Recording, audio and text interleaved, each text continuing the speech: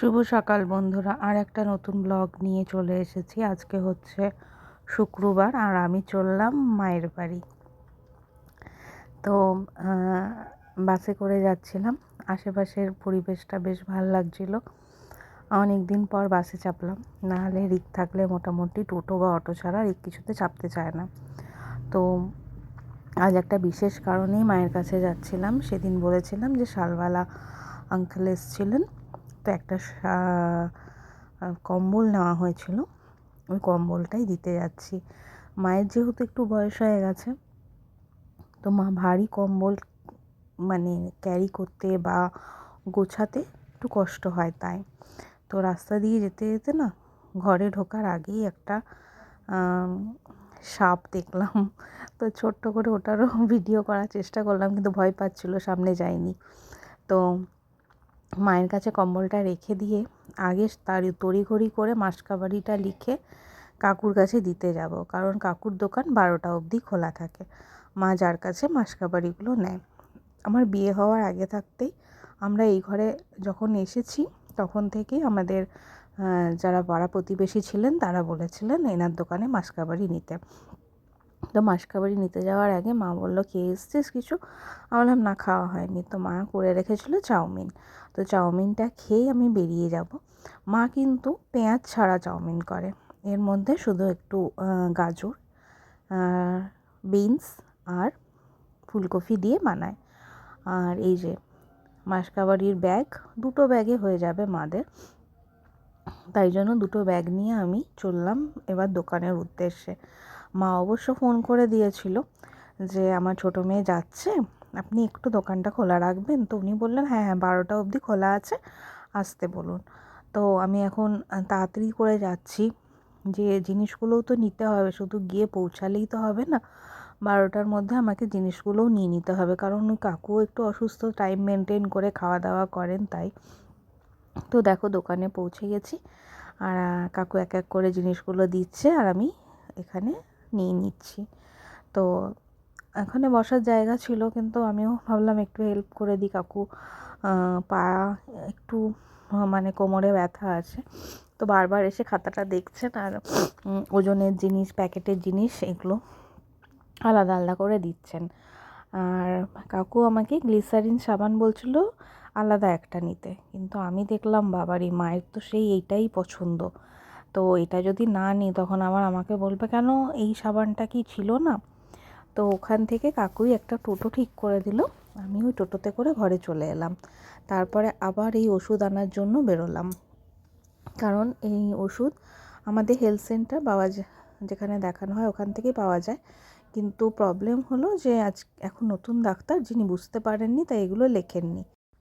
ওষুধগুলো নিয়ে বাবার জন্য একটা চিড়ের প্যাকেট নিলাম ভুজিয়া ভাণ্ডার থেকে, দিয়ে নিয়ে আমি আসার পথে কাকিমার বাড়ি পড়ে, মানে আমার বান্ধবী, ছোটোবেলার বান্ধবীর মা থাকেন।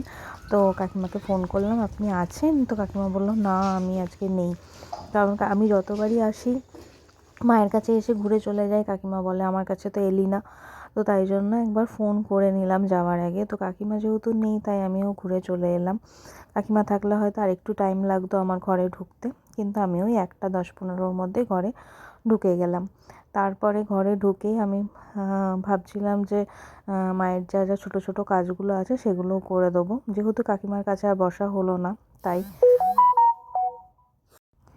এই রাস্তা দিয়ে বিয়ের আগে আমি কতবার গেছি, ঠিক এই জায়গাটাতে না অন্ধকার থাকতো। আমি যখন অফিস থেকে ঘরে যেতাম তো আমার মা এখানে এসে দাঁড়িয়ে থাকতো, আর কোনো দিন যদি মা আসতে লেট করতো যা ভয় লাগতো না।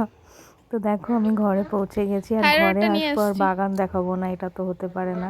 সেই আমার বাবার হাতের এই গোলাপ গাছ, আজ বাবা বিছানায়, কিন্তু গোলাপগুলো আজও কিন্তু গাছটা, মানে গোলাপগুলো বলবো না, গাছটা আজও কিন্তু টুকটুক করে ফল মানে ফুল দিয়ে যায়। বাবার ভীষণ ন্যাক ছিল বাগান করার, আমাদের তার বিন্দু মাত্র ন্যাক নেই। কিন্তু আমার ইচ্ছা আছে যখন আমি এখানে এসে থাকবো তখন কিন্তু আমি বাগানটা একটু সুন্দর করে সাজাবো। তো এখন বলছি, কিন্তু তখন পারবো কিনা তা জানি না, কারণ টাইমের বড়ই অভাব আমার কাছে, কারণ রিককে দেখতে দেখতে না আমার টাইমই চলে যায়। তো এখানে দেখো এই ফ্ল্যাটটাও অনেকটা এগিয়ে গেল, আমি হয়তো আস্তে আস্তে এটা কমপ্লিটই হয়ে যাবে। আর দেখো তারপরে আমি এখানে এসে মাসকাবাড়ির থেকে মা বলল ঠাকুরের জিনিসগুলোকে আলাদা করে তুলে রেখে দে, আর আটাটাকে ভারী জিনিস যেহেতু এটাকেও তুলে রেখে দে, বাকি যা জিনিস আছে সেগুলো আমি নিয়ে নিতে পারবো। তো ঘরটা একটু অগোছালো হয়ে থাকে কারণ মা এখন এই রুমটা ইউজই করে না, এই ঘরটাকে ইউজই হয় না, এই ঘরটা শুধুমাত্র এই সমস্ত জিনিসপত্র রাখা থাকে। তো আমি এলেই একটু বসি বা দিদিরা এলে একটু বসে এই রুমটাতে, নাহলে এই রুমটা এমনিই ফাঁকা পড়ে থাকে। শুধু গোপালের পুজো হয় মানে সন্ধেবেলা আর সকালবেলা আর দুপুরবেলা। তো এখন দেখো আমি কম্বলটা দেখাচ্ছি। হ্যাঁ, এই কম্বলটাই নেওয়া হয়েছে, বেশ সুন্দর কিন্তু কম্বলটা। আমাকে বললাম যে বলেছে ওই শালওয়ালা আঙ্কেল যে যদি গরম না হয় তাহলে উনি পয়সা নেবেন না। তো আর এই যে পাপোশটা নিয়েছিলাম সেটাও পেতে দিলাম। মা বললো বিছানার সামনেই দে, দৌড়ে দিতে হবে না, দৌড়েরটা আমি নয় পরে নিয়ে আসবো। আর এই যে গঙ্গা জল আনতে বলেছিল, এটা যদি আজকে না নিয়ে আসতাম তাহলে আমাকে যে কত কথা শুনতে হতো, তাই গঙ্গা জল নিয়ে এলাম। আর এই যে গোপু দাদাকে দেখিয়ে দিলাম, আমাদের গোপু দাদা, ছোট্ট গোপু দাদা। আর এই যে সমস্ত ইনসুলিনের ছুঁচ, মায়ের থাইরয়েডের ওষুধ, রিকের কক সব নিয়ে এসেছি মনে করে করে। তো থাইরয়েডের ওষুধটাও একবার চেক করে নিলাম, পাওয়ারটা ঠিক আছে কি না, সব কিছু দিয়ে এগুলোকে সরিয়ে রেখে কম্বলটা এবার আমি একটু খুলে মাকে দেখিয়ে দেবো। আর এখানে দিদা পাউরুটিওয়ালার কাছ থেকে নাতির জন্য নিয়ে রেখেছে, আমাকে হাতে দিয়ে বলল এটা আগে ব্যাগে ভর, নাহলে কিন্তু ভুলে যাবি। আমি বললাম ঠিক আছে, ব্যাগে ভরে নিচ্ছি। মা কিন্তু কিছু না দিয়ে আমাকে পাঠায় না রিকের জন্য, কিছু না কিছু দিয়ে পাঠাবেই। তো এখানে মা পুজো করে নিচ্ছে। আমি বললাম 1:45 বেজে গেছে, মা তাড়াতাড়ি পুজো করো, বাবার খাবার টাইম হয়ে গেছে।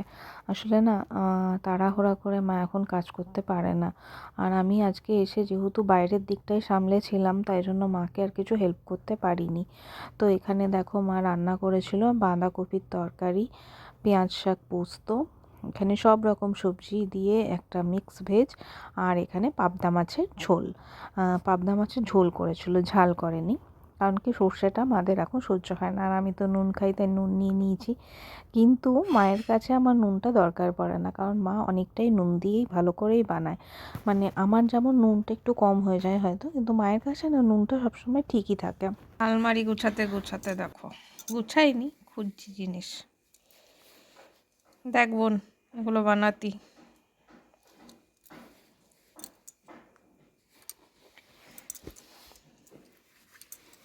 এই টেবিল ক্লথটা আমি বানিয়েছিলাম, পক্স হয়েছিল যখন, তখন না আমার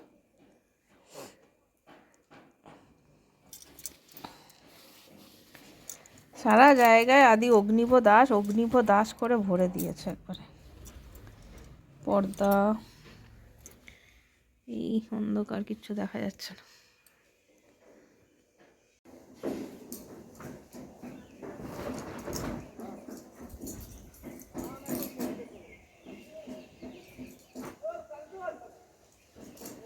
তো এটা হচ্ছে সেই কম্বলটা, যে কম্বলটা দেওয়ার জন্য এসছে। তো এখন মা নিয়ে দেখুক এটা গরম হচ্ছে কি না। অত দূর থেকে বয়ে বয়ে নিয়ে এলাম, যদি গরম না হয়। আর ওই শালওয়ালা আঙ্কেল বলেছে যদি গরম না হয় তাহলে পয়সা নেবে না। দেখি, এটা ওই পড়েছে 1800 টাকার মতো, মানে তারপরে বার্গেনিং করা হবে পরে, এখন টাকা নেয় না। মা এসে নাও একটু দেখো, ওই ঘরে দিয়ে আসবে, তুমি দেখো। আর শুয়ে দেখতে হবে না, না না একটু দেখো। না আমি এখন শুতে পারবো না। বা এটা যদি না, এইটা গরমের জন্য, এই দিকটা গরমের জন্য, ঠিক আছে। আর যদি তোমার মনে হয় খুব গরম লাগছে তখন উল্টে নেবে, এটাতে ঠান্ডা একটু মানে কম গরম লাগবে। আর এটা সিনথেটিক বলে বলেছে, উলের বলে, এগুলো কাটা উলের না, বলেছে ওই জন্য ঘরে না দিতে, বাইরে না দিতে।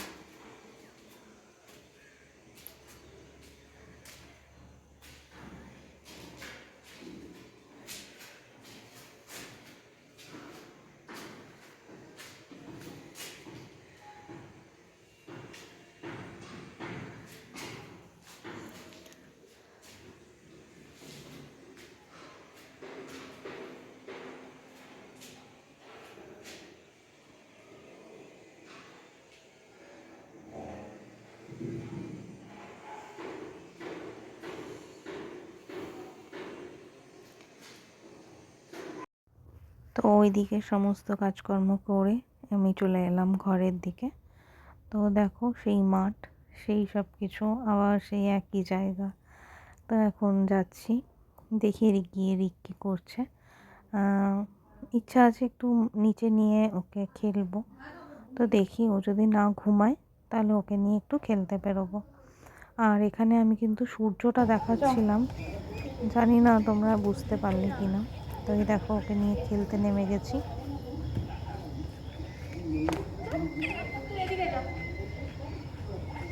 কাছে না গেলে আসবেই না, রিকু আসো কাছে।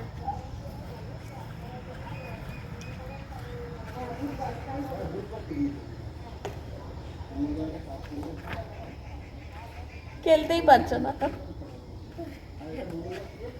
প্রথমবার খেলছি, মিস্টেক করনি, যাই খেলবার। বাহ বাহ বাহ বাহ বাহ, তো কিতনি শট क्यों मारे? আমাদের খেলাই হচ্ছে না, খেলা হচ্ছে না।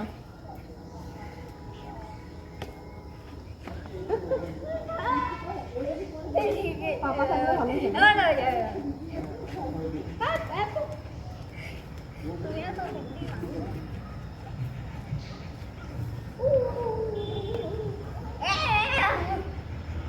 ছোট বাচ্চা মারে, বড় মারে, আচ্ছা ধরে।